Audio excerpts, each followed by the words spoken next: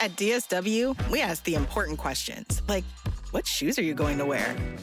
Whether you're prepping for wedding season, festival season, or just planning the ultimate vacay, the right shoes can make or break an RSVP.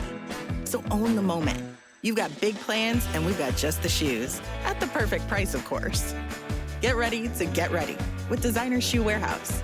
Head to your DSW store or DSW.com today and let us surprise you.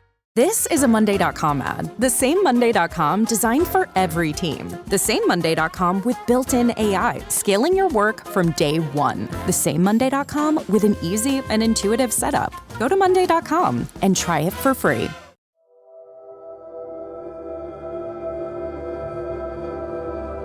Today we're going to talk to Laura about some of the serial killers that she worked with for a long period of time. And we're going to discuss the evidence that actually got those serial killers caught, because there's always one piece of evidence that leads them to getting arrested, which I think is really interesting. We've never really we've talked about it before, but I think analyzing that based on each case that you've worked on is kind of interesting. So Laura has her book coming out about Bittaker and Norris. We're really, really proud of her and really excited. When is the book coming out, Laura? I think June 15th. It was set for May 14th, but I think it was pushed back to June 25th. And what's it called? God's Not Here, Only Devils. Okay, yeah. So it's God's Not Here, Only Devils. We've read it. It's really good. You guys are going to love it. Exactly. So I think let's start with Bittaker and Norris, because their case is so twisted and went on for so long. So for people that don't know about Bittaker and Norris, can you just give them a little bit of a backstory on who they are? Yeah, so Bittaker and Norris met in CMC prison. Roy was there for a violent rape. He had a history of long violent rapes his whole adult criminal career. Bittaker was more of a property crimes guy, but that's where they actually met up at, is the wood shop. And then once they got out, they moved to Los Angeles, South Bay, really. That's where they started hunting their victims. Redondo Beach, Hermosa Beach. They would pick up hitchhikers or just pull some of the girls into the vans. But the creepy van legend actually comes from Bittaker and Norris. Most of these girls were teenagers, but there was a couple in their 20s. There was a flight attendant as well. With them, there wasn't any physical evidence on the case for them. They actually had nothing when they arrested Bittaker and Norris. So what happened was their buddy, Joe Jackson, another serial rapist, had actually called into LAPD and told them that they were raping and killing girls up in the mountains. And they pulled him in for questioning. And he had described some things that matched the flight attendant. So they kind of started putting the pieces together. And then they started conducting rolling surveillance on Norris. And, he was buying drugs, so they had probable cause to go in. And, that's where they found over 500 photographs, Polaroid photographs of girls, among other things, jewelry stolen, and that kind of stuff. There was one piece of physical evidence found, and it was an oversight. It was left in the van in the cassette player, and it's known as the infamous, Ledford tape. The Scream tape. Mm-hmm. Yeah, it's horrible. So Joe Jackson is the one that did the tip, and you got to wonder why did he do that?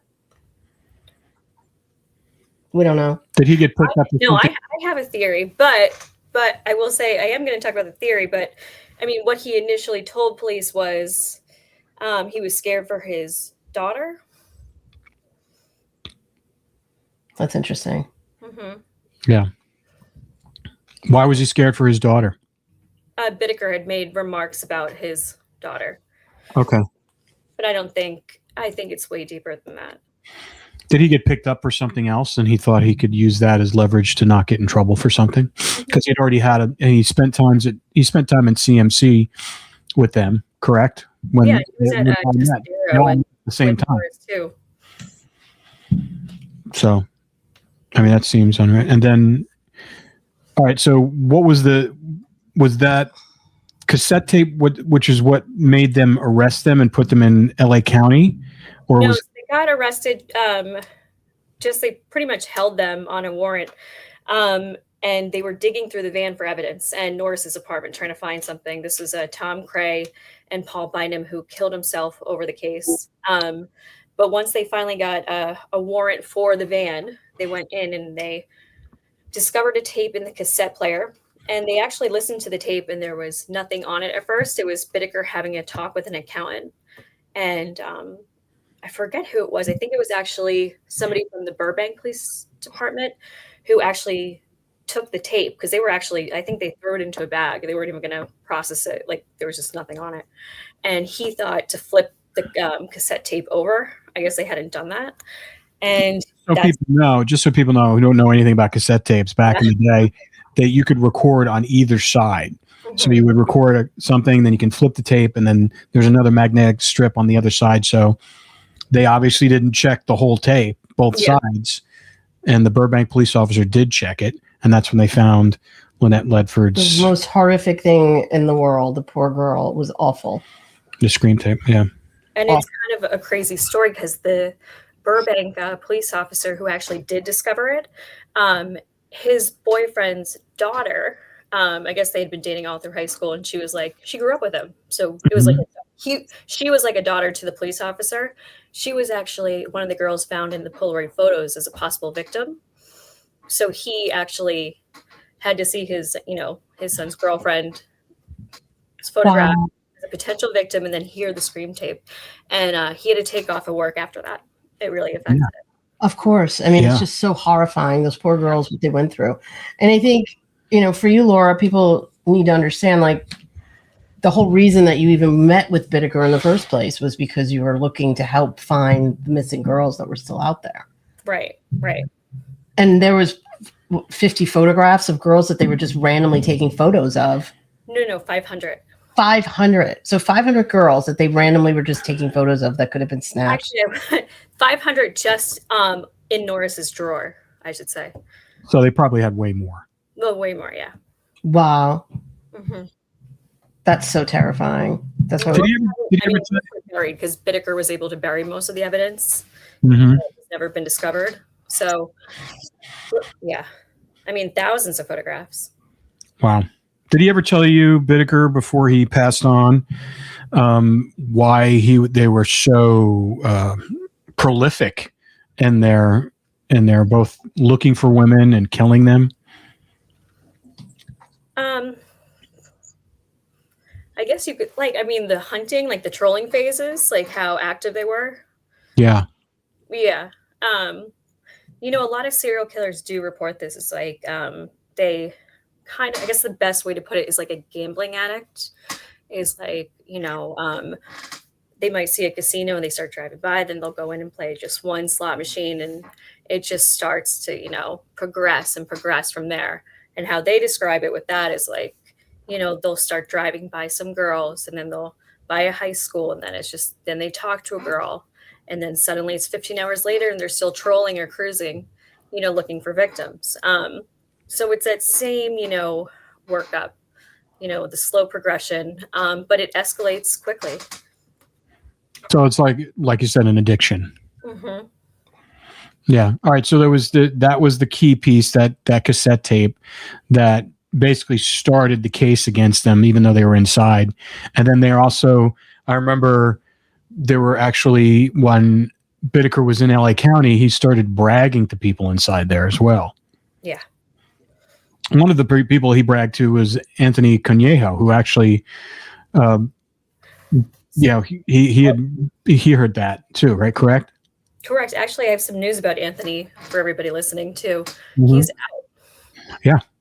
I know. He called me.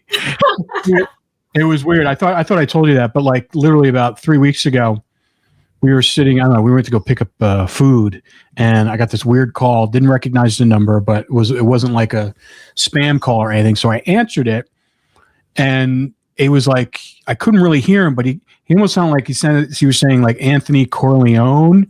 And I called the number back and we get crazy calls all the time. And we get people calling us and doing stuff and through the podcast and stuff like that. So I was just like, well, who is this person? So I started doing a deep dive on the phone number and nothing was coming up.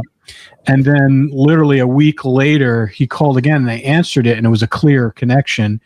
And he goes, Rob, it's Anthony Corneo. And I'm like, oh. And he goes, I just wanted to call and let you know I'm out. So he's out of prison after, I don't know, how long has it been? 30 years?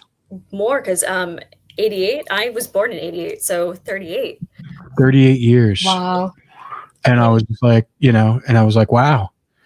I was like, well, great. Good luck. I think, and he's trying to get his situation, but he was there firsthand knowledge of getting the information. Tell us again a little bit about that, how he was giving that information to getting it from Bittaker, and he actually was handing it over to the police. Yeah. So this was in county jail, while they're awaiting trial. And Anthony was young. I mean, actually, all of the guys in the county prison jail were really, really young. I mean, early 20s and teenagers themselves. And of course, Bittaker's case at the time was on the news every single day. I mean, it was a big case. So everybody knew who he was. But he started talking to this group, and one of the people was Anthony. There was a couple more, like Bill was in this group and stuff. And he started disclosing some of this stuff. The more they started speaking. And there was even a picture drawn on one of the cell walls that I have. And it's a pretty horrific picture. Of one of the victims with a coat hanger. Yeah. Bittaker, I remember he drew that. He didn't draw it. One of the guys drew it, but he was kind of like, he autographed it. That's what he did. That's disgusting. Mm-hmm. Yeah. So he was telling them the stories and this person was animating it. Right. And he was known for, I guess they played a card game, and he autographed 4 different playing cards. That became a huge story, a huge piece. But that's where the nickname Pliers Bittaker came from, was from signing one of the cards, Pliers Bittaker. Wow. Mm-hmm. It's so disgusting and awful what he did. And then eventually what happened is they cornered his partner. Yeah. And he flipped on him too. Yes. So why do you think, what's your theory on Joe Jackson? Why do you think he flipped on him? I think Joe, well, I gotta watch what I say. We've talked about like Knott's Berry Farm, right? Yep. Yeah. I think, something happened there, and I think things went too far for somebody, and kind of, it's almost like a Jeffrey Epstein type of situation. Mm-hmm. And I think when something like that happens, you have a very small window of what you're going to do, whether you're going to, just go along with this, or are you going to go ask for help? Yeah. So do you think if they hadn't found that tape, if those Bittaker and Norris didn't leave that tape in there, do you think they would have been able to get off? It's possible. It's very possible. Yeah. Because all they had was photographs. They did have some jewelry, but again, everything was found at Norris's. So it could have all been, pinned on him if he wanted it. Mm-hmm. So, I mean, yeah, because really the only hard piece of evidence besides for the jewelry found at Norris's was the scream tape of Lynette. Yeah, thank God they were stupid enough to leave it in the truck. Right. Because back then, there were cassette players in the cars and in the van or whatever, and he just probably forgot about it. Yeah. So that's just a case of a lazy serial killer. No, I wouldn't say lazy. I mean, he got everything. He was proficient in getting all the other evidence out. So I think what happened really was the cops got lucky. He was in a rush. Mm-hmm. And that's when, especially, I mean, Ted Bundy is known for this. Like, once they're into that, like, frenzy, worked up, craze they get into, where they're on the run or they're running for their freedom or their life, this is when they're going to make mistakes. And that's what happened. Bittaker was trying to dump all this, evidence, all of the buried evidence out very quickly. And, he didn't look into, he didn't double check, in the cassette player and stuff like that. Yeah. What did he say to you after you started talking to him about that years later on what his theory was? That did he just say it was a mistake? It was an oversight? I mean, the guy was very cerebral and very smart, high IQ.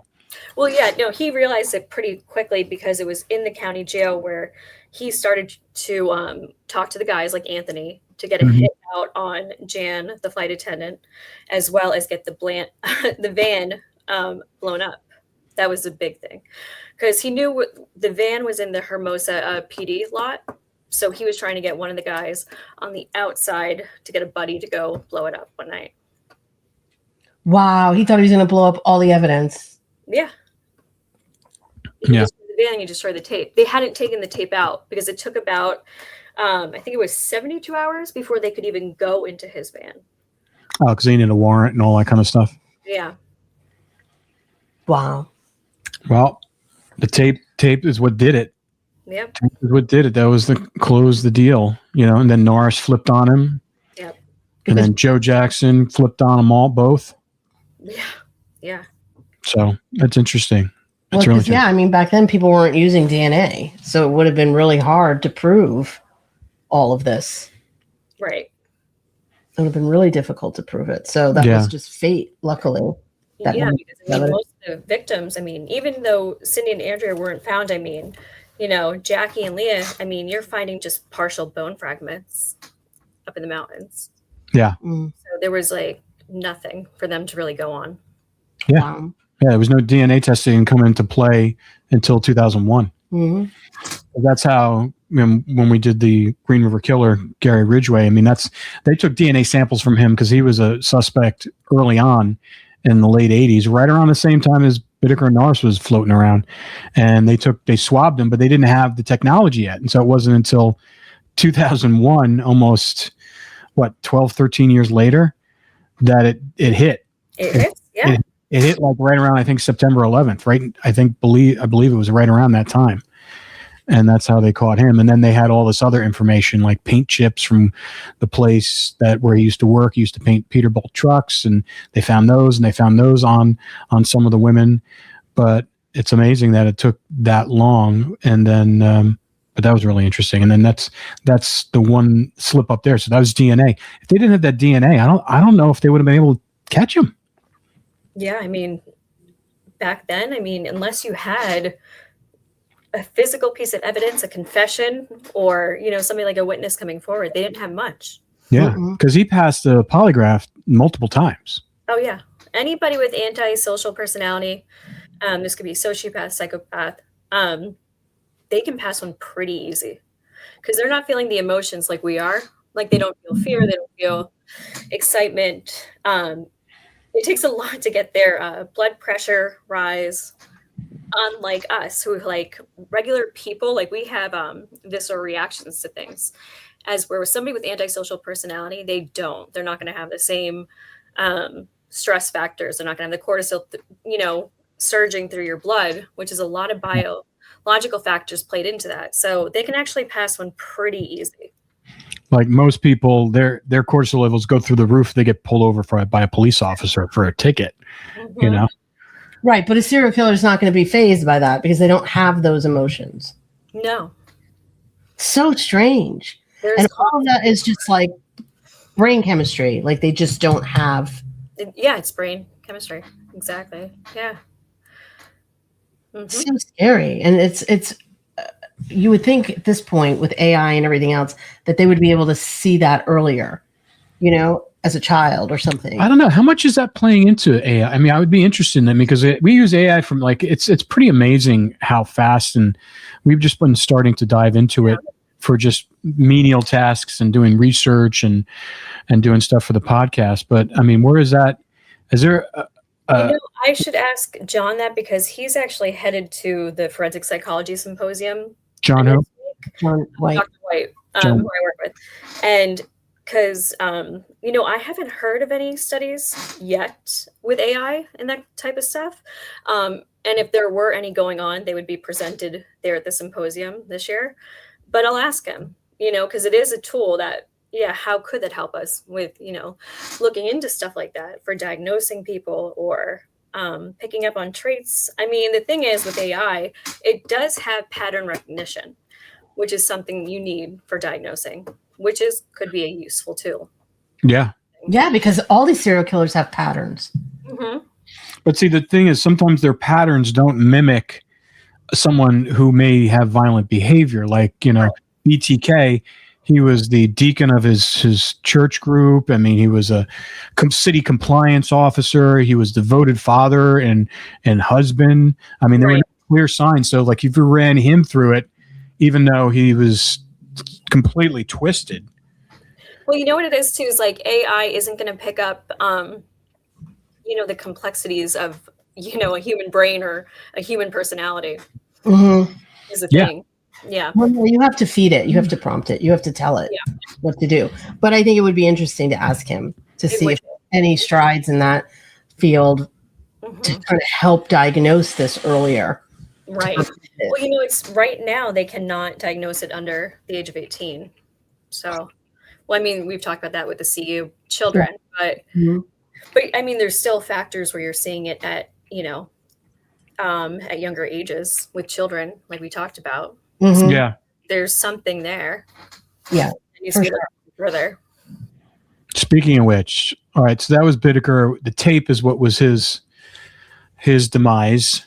And that was kind of like the house of cards, brought down the house of cards of his killing spree, and was able to convict him and put him away, him and Norris, even though Norris didn't get the death penalty, he basically died in prison. And before Bittaker. Yeah. And so, yeah. And then, so the other one that, we've been talking a lot about, and I think we talked a little bit about before we got on here was Ng, Charles Ng. I mean, what were let's talk about some of the things that were his downfall and that ended up getting him caught and eventually convicted and, put in prison. Yeah. God, there's so many for him too, even before like the big arrest, I would say. Because he was actually, I don't know how, I think we did find out how. I think he had obtained papers to fake that he was an American citizen to join the Marines. Mm-hmm. Even when he was at the Marines, in Hawaii, even before he met Lake, I mean, he was stealing from the Marines, like power tools, much like Bittaker, actually, and some of the guns and stuff. So he got caught. Stealing these things again from just people? No. This is straight from the United Forces. Oh. Straight from the military, yeah. Military, okay. He was in the Marines. He was stealing tools from the actual Marines. Yeah, I think it was even missile launchers, like some pretty gnarly stuff.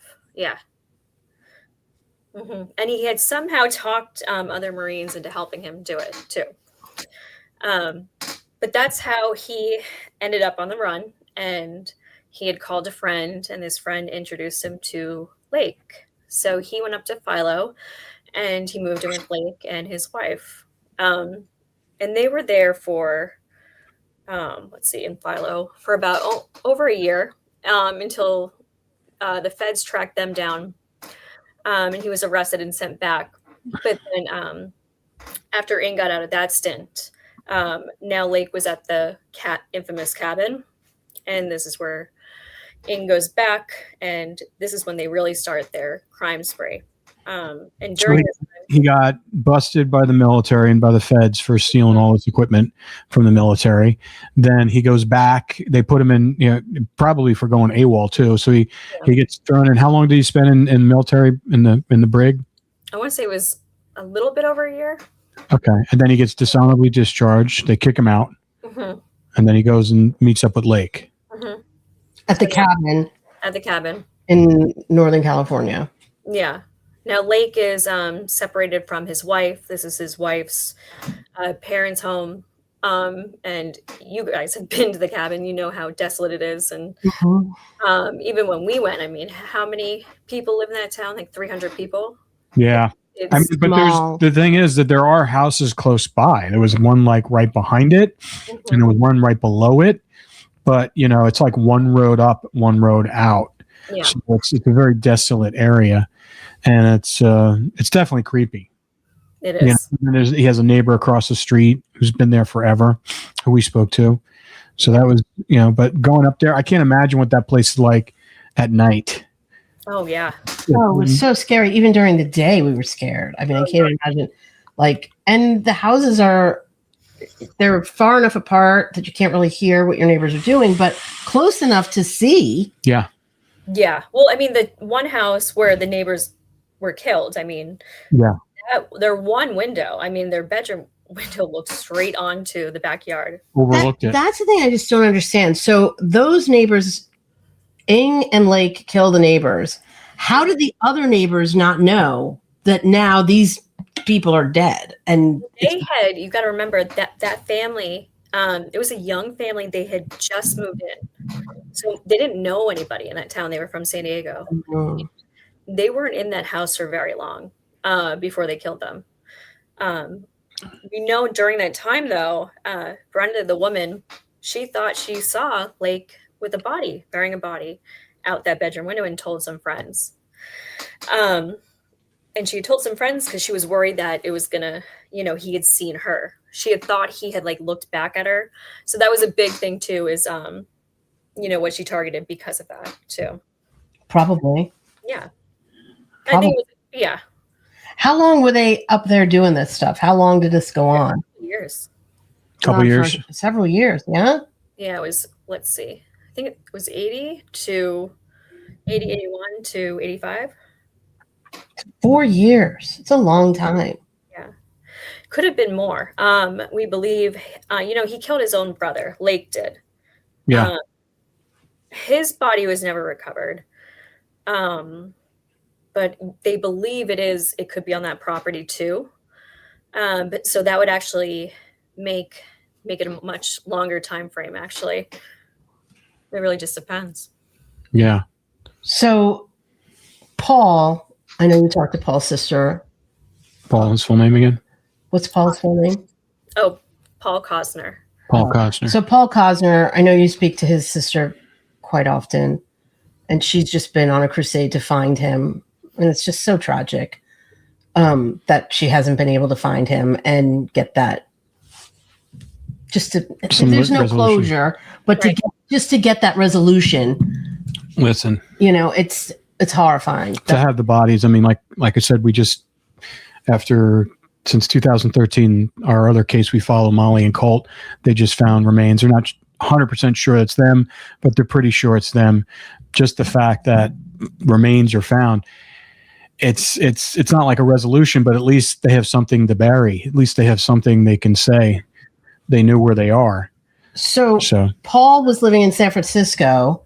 Yes. And tell us how he got wrapped up with Ing and Lake in the first place. He was selling a car. He was selling his car. That's it. Just selling his car. Yeah. In the newspaper. Yeah. Put an ad in the newspaper. Mm-hmm. So be so careful. So they came to go look at the car. Yeah. And they took him. Mm-hmm. Because they wanted the car.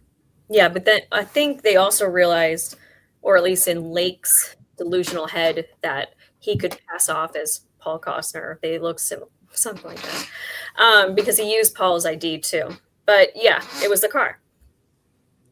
Wow. Okay, so that car comes into play when they get caught. Yep. So that's like a piece of evidence that follows them. Yeah. So tell us a story about what happened when they actually get caught. Yeah. Well, it's really wild because Lake, both of them really, he was using all these different victims' IDs and he took on their names. He used their cars. He drove around with their cars, swapped out, license plate. It's not even like he tried to hide it. And I think you guys were there when we talked to Dennis across the street, the neighbor. Mm-hmm. He was like, he asked him where he got that car. Were you guys there for that? Yeah. He was talking about Paul's car. Yeah. Yeah. Yeah. We spent like about half. And what did they say? I forgot what they said. I think he said, didn't he say he was washing the car? He was spraying it down and he's like, where'd you get this? And he said, Lake always had a story. Like he already had a story built, ready to go. It was a family member who got sick or died or something. Like here it was. There was always just some perfect explanation for it. Yeah. Pathological. He was already prepped for all this stuff. Yeah. Yeah. So Ing and Lake are at what, like a Home Depot type of store? Yeah. I don't even think it was like a big store like that. I think it was a really tiny, like just little hardware store. Mm-hmm. I can look it up if you want. But they were both in the store, and Ing shoplifted a lot, and Lake used to always come to his rescue and talk his way out of it. So this day they were both there. Charles Ing took a vice, a big one, out of the store and got caught.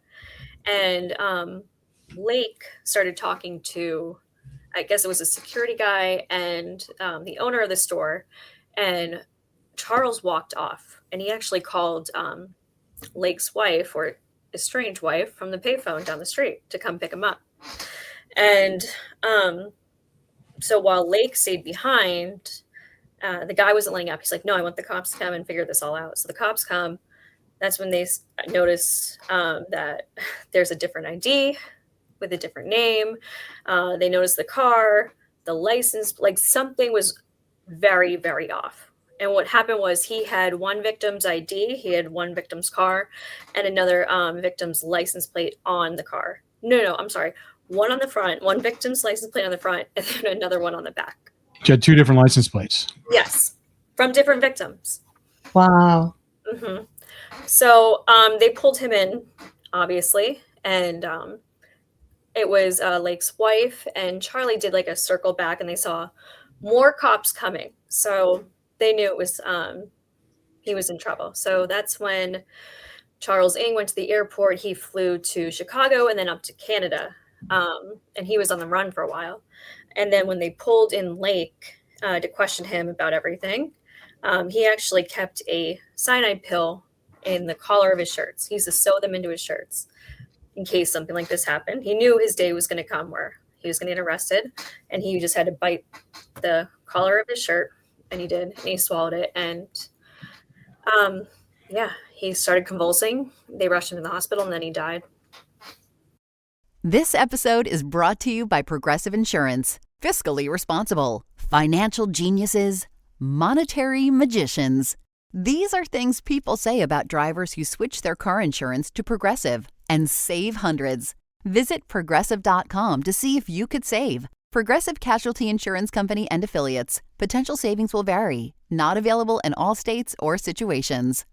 Looking to transform how you work out? At the Sculpt Society, we have workouts for every stage of life, from pregnancy and postpartum to perimenopause and midlife. We offer life stage fitness programs, expert-led nutrition, and thousands of classes that help you enjoy movement and feel strong at every stage, all from home.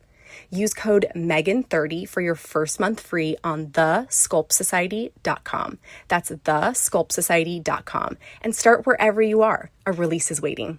Look at him, eating whatever he wants, never gaining a pound. While I'm stuck with the boring special and can't lose an ounce. How's your lunch, man? Amazing. Yours? So good. Oh, I'm so happy for you.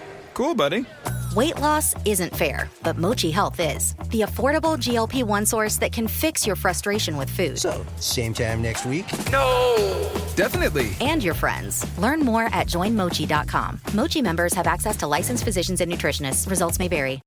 This episode is brought to you by Cologuard. Do you know what's really scary? Not screening for colon cancer when you turn 45. The Cologuard test is non-invasive, requires no special prep or time off work, and ships right to your door. In just 3 simple steps, Cologuard takes the scare out of colon cancer screening. If you're 45 or older and at average risk, ask your healthcare provider about the Cologuard test. Cologuard is available by prescription only. Learn more or request a prescription today at Cologuard.com/screen. And then Ing takes off for Canada with the help of Cricket, Lake's ex-wife. So he heads off to Canada, and then how long does it take? Oh God, it took months, didn't it, to get him back? It was a big manhunt for him. Yeah. Mm-hmm. It was huge. I mean, he was a very prolific serial killer, very scary individual, Charles Ing.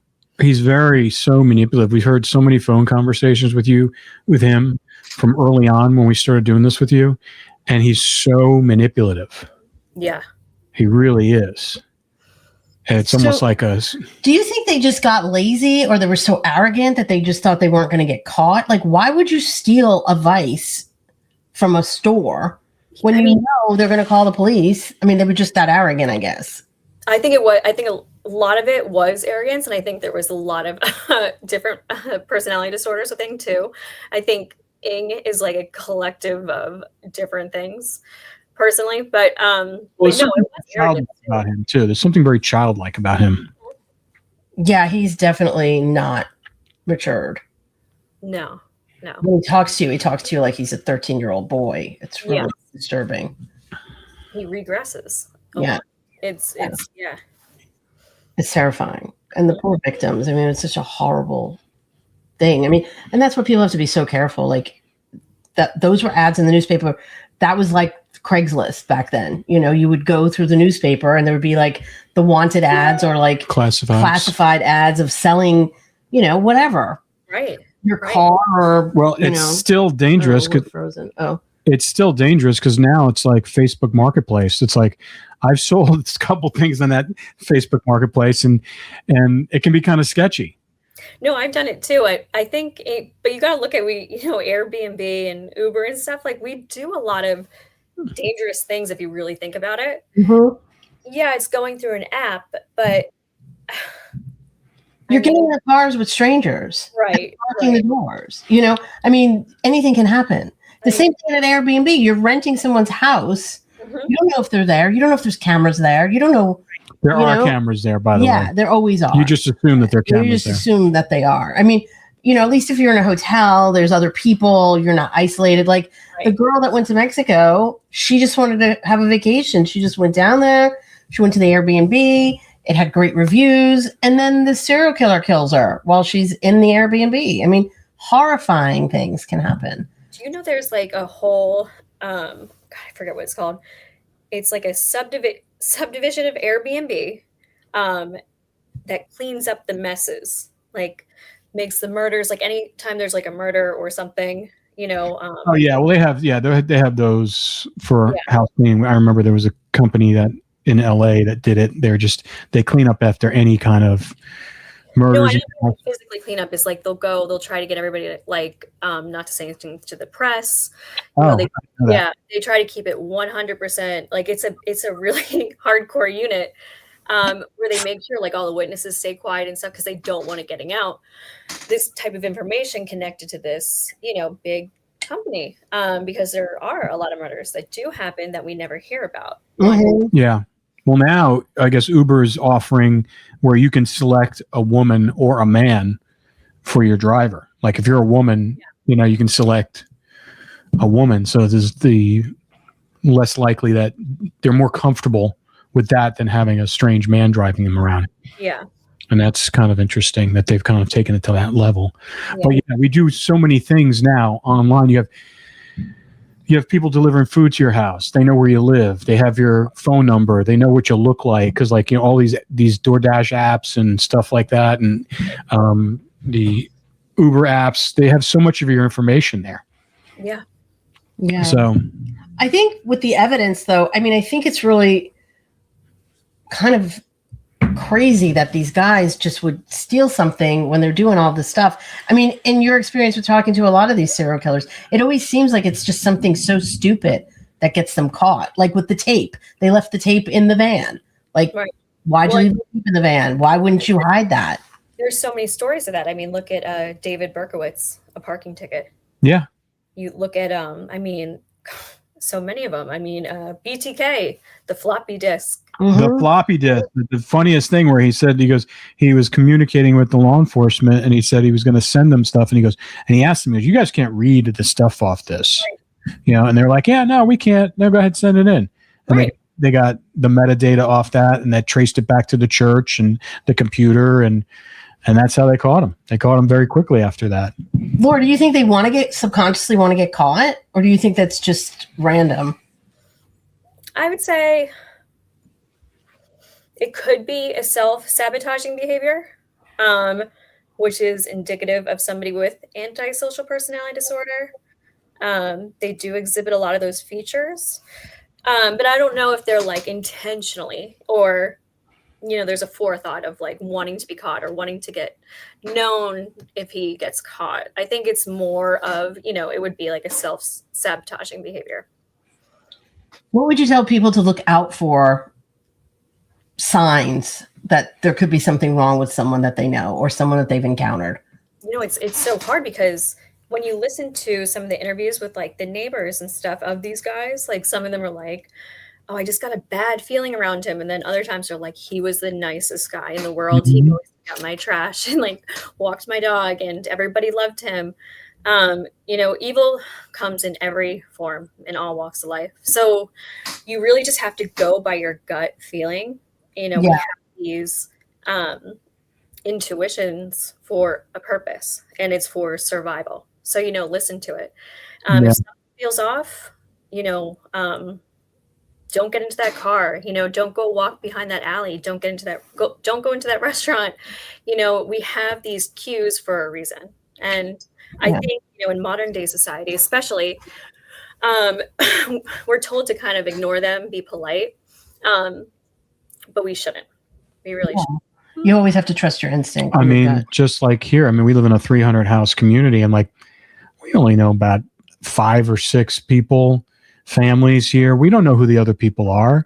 You don't see them all the time. You walk past their house. You don't know what's going on behind those walls. Right. And you times that by millions and all these neighborhoods you drive through and stuff like that. Remember Elizabeth Smart? She was like in plain sight. She was in this, she got snatched and she was living and there was people that saw her, didn't really think too much about it. It's so much can happen and you don't even realize what's going on around you.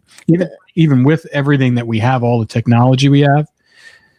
But I think, like you said, sometimes you just don't know. Like William Suff, everybody was saying what a nice guy he was. Yeah. There were some people, like 1 or 2, that had a weird vibe from him, but he was babysitting people's kids. Yeah. He was dog walking their dogs. People trusted him. He was making the chili for the state fair. He worked with the police. He did stuff with the cops. How did he get caught? I forgot. Yeah, well, he was what was it? No, there was. His tires were a big part of it. He had all the different treads, but no, what was the thing that got him caught? I think it was one of the survivors. I think one of the girls escaped. And I did him, yeah. And then he got caught again later on while he was in death row for another killing. Yeah. Yeah, he got sloppy with that girl. That was when he was he took her to the barn or something. She got away and she ran off. But yeah, people didn't suspect him. He wasn't someone that you would say, "Oh, it's definitely him." He was just like a dorky guy. I would say, and that's how most of them are. If you were to like put I guess a label on them is dorky. A lot of people think like they're a creepy guy, like with a trench coat in an alleyway, but it's not like that. I would, they have those, they'll do things to their physical features to make them seem more nerdy. Yeah. Glasses. Mm-hmm. Yeah. And that's exactly how William Suff got caught by. I just looked it up again. It was a victim, Rhonda Jetmore. She fought back and she knocked his glasses off during the struggle. And that's and she was able to get away. Yep. 1989. You've spent a lot of time talking to him. So, yeah. He's, yeah. Well, because there was more victims and you were trying to figure out where they are. Sometimes it works. Sometimes they give you the location. Sometimes it doesn't. Sometimes it takes longer. It's a process. It's not an easy process. Yeah. Yeah. It's never an easy process. Some of these guys are just in such denial of, really who they are, essentially. Oh, yeah. Who's the one that you met? He was completely in denial. Oh, yeah. Carpenter, David Carpenter. Yeah. That was like, he's got to be close to 100 now. Because he was 94 when I met him. And that was 3 years ago? Yeah. No, David, I would say, I don't think he's one I'd put into a denial. I think he knows he's a monster. and I think he gets his kicks just like playing that game. Because every time he used to call me, he used to say to me, what was that saying? Oh, only the good die young. Mm-hmm. That was he said that to us when we were there. Right. He does. That's crazy. And then there's William Ford, who walked into the police station and turned himself in. Wayne Adam. I'm sorry, Wayne Adam Ford, who walked into the police station and turned himself in. And that never happens. Yeah, it's almost unheard of. Yeah. So he obviously had some sort of minute crisis of conscience that he realized that I'm an animal. Something's wrong with me. I got to stop. So he turned himself in. So that rarely happens. Yeah. But and then what's his name? Douglas Clark. Oh gosh, yeah. He would have kept going. Yeah, well, how did he get caught? Oh, with his. Well, Carol Bundy was calling from a payphone. Yeah. And that was his partner. Yeah. Yeah. And, at first she wasn't saying his name, but she was telling like the police where to look for bodies. Yeah, or she dropped a dime on him, yeah. But why do you think she did that? Was she just didn't want to get in trouble for everything? She just wanted to blame him. Doug believed that she had, what was it? Like a personality disorder, maybe multiple personality disorders type of thing. I can't say for certain, but I think you're pretty much on track with that. I mean, I've heard some interviews with her. She sounds, I mean, to be able to have that ability to shift gears, especially as a woman. I mean, men, you're predominantly serial killers are men. So it's rare when you have women serial killers. Not saying that they can't be women, but they all, I would think, to a degree, have some sort of split personality disorder, because we've talked to them. We've had them on this podcast. And they sound like sometimes they sound really rational, and sounds like and then they don't sound like they're spitting venom and going crazy. Even David Carpenter, as kooky as he is, doesn't come off as someone. When you're talking to him, he just seems like some sort of crazy homeless guy. Yeah. But they don't seem threatening, and they don't seem like, because obviously with David Carpenter, he was locked in a cage with us, but he could have still done something to us. He could have done, as 94 years old. Who knows? I mean, they have the will to do something. He's got nothing to lose.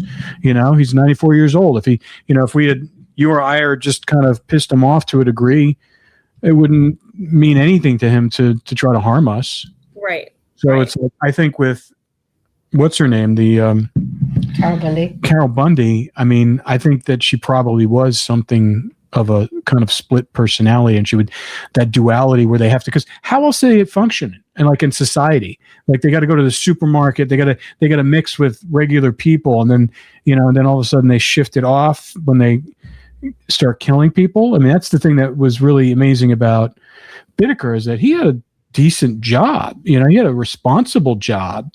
It wasn't like he, and they are always seem like these guys always have jobs, and they always go to them. Like Gary Ridgway, I mean, he religiously, he never missed a day at work, and they were just like, it's just so weird how they can kind of transport themselves back and forth between those two worlds. Yeah. The world of crazy. But they can compartmentalize it like that. Yeah. Yeah. It's a hard thing to do. And you have to have, and I don't know what that looks like in someone, if you're looking at someone's brain and you're brain mapping him, but it's like, those are hard shifts. Yeah. Very. So she flipped on Douglas Clark. They were the Sunset Killers. They were going up on the Sunset Strip, killing young women, young men. Yeah. So then she just, again, someone else who just flipped on, like Bittaker and Norris. Similar. Yeah, I see that with the duos. I mean, that's kind of like the classic case, is one flips on the other. What happened with the Night Stalker? How did he get caught? What was his? Weren't you talking to him for a while? Who was the one that you were talking to, who was the actor or the bouncer? I was just gonna say, I think I know you're talking about. Oh, I know you're talking about, but Julo. yes, but you're talking about when he was actually almost killed because he started getting chased by an angry mob. Yes. Mm-hmm. Well, we had the cop on that who actually caught him. I was going to say that was Gil's case. He actually thanked the police when the police got there because they were. Yeah, he was trying to steal a car, and he was spotted, chased, and beaten by a mob of locals before police came to get him. But they were closing down on him anyway. They knew exactly where he is, and they were just waiting for him to do something else. They were kind of trying to prevent it. And when we spoke to the officer who was on the task force, who went because they went up to San Francisco and then they came back down. They knew where he was. So they were tightening the noose. So they had a pretty good idea of who he was. Yeah. And then, but yeah. Yes, trying to steal a car. Trying to steal a Vice. Well, no, he was trying to, because he was running away. That's why he was trying to steal a car. Too. I think Bundy was the same. It's always they're on the run trying to steal a car or going into a store and trying to steal something. Mm-hmm. Yeah. And some of them just slip up and they leave a piece of evidence. Mm-hmm. You know? I think it's just always so like the piece of evidence is always something just stupid. Like you're like, how could you get caught because of that? You know, if it's not someone flipping on them, it's always something stupid. Like BTK sends them a floppy disk. Yep. Bittaker leaves the tape in the car. Son of Sam gets a parking ticket. Like it's always just something you would never expect to get these guys arrested. Well, I would imagine they're constantly, like you said, we're talking about they're living two different worlds and they have to shift gears. I mean, they're only human. And so they screw up. Yeah. Yeah. That's the thing you forget because they do such monstrous things. Yeah. But they are human and they do screw up. Well, you look at the Golden State Killer. I mean, he was found years later because of, what was it, 23andMe? Yeah. A cousin doing it. Yeah. Yeah. That's a crazy story. Yeah. Yeah. A cousin did 23andMe and it connected it to what? Did they run it through APHIS or something like that, or some sort of DNA database? And yeah, they must have. I mean, that's how they found it. It was a cousin of his did it, and that DNA for him popped up, and he was the Golden State Killer. Crazy. I know. That's crazy. I know. Well, that's the thing is like now it's a big thing with these companies who are testing our DNA. Are they allowed to run it through criminal databases, CODIS? Mm-hmm. It's a highly debated subject because is it an invasion of privacy or should it be run through? I would prefer that it's run through, wouldn't you? I would rather know there's a serial killer out there. I think it's important. Yeah. But that's just me. I mean, everyone has their own thoughts about it. But I think that, if there's a potential to catch one of these monsters, then do it. Yeah. Yeah. Because there's so many victims and it's so sad. And it's heartbreaking how many victims there are. And for like there now, That's what I mean. I mean, why do these people, why should anyone have to die at the hands of another human being? No, I mean like killers from back from like the 70s or the 80s who could be sitting at home right now wondering if, their DNA is going to be matched any day now. Exactly. And they should be worried. They should. Yeah. Yeah. It's crazy how far advanced it's come and because we've been dealing with some DNA stuff on some other stuff. And it's just, everyone we talk to, they says it's basically bulletproof. Yeah. I mean, even with like, fingerprinting and APHIS, I mean, there still can be errors with like, a lot of that. And there's a lot of forensic science where it's not just 100%, but when it comes to DNA, it's solid. There's really no. Yeah. Yeah. You can't argue with DNA. So, but yeah, anyway, it's interesting. We just kind of wanted to see what your thoughts were about these little pieces of evidence that end up solving these cases or at least get these killers behind bars, which it's always interesting to figure out how that happens. It is fascinating. And it's really fascinating too. Like you said, it's always some little stupid piece of evidence too. Yeah. Exactly. All right, Laura. So we're going to have some exciting things happening with Laura in the next couple of weeks. We have some guests coming on to work with Laura with some of the serial killers that she's been talking to. And again, her book is coming out soon. It's about, I'm frozen. Her book is coming out soon about her experiences with Bittaker and Norris, which I'm sure you should all, let me say that again. Sorry. You have to cut that part.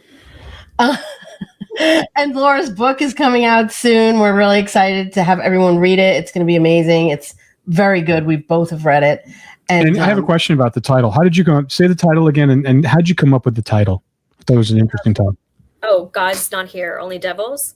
It's the line that Bittaker actually said to Cindy Schaefer, his first victim, and he actually collapsed in San Quentin. And I caught him before he hit the floor. This is when he was sick and dying. And I said the line back to him. Wow. Mm-hmm. What did you have? So you were there when it happened? Yeah. Well, not when he killed Cindy, but yes, when I said it to him when he was dying in San Quentin, he fell over. And I got worried that the correctional officers were going to take him back up to his cell. So I kind of picked him. And he said, "Oh my God." And I said, "God's not here, only devils." The same line that he said to Cindy before he killed her.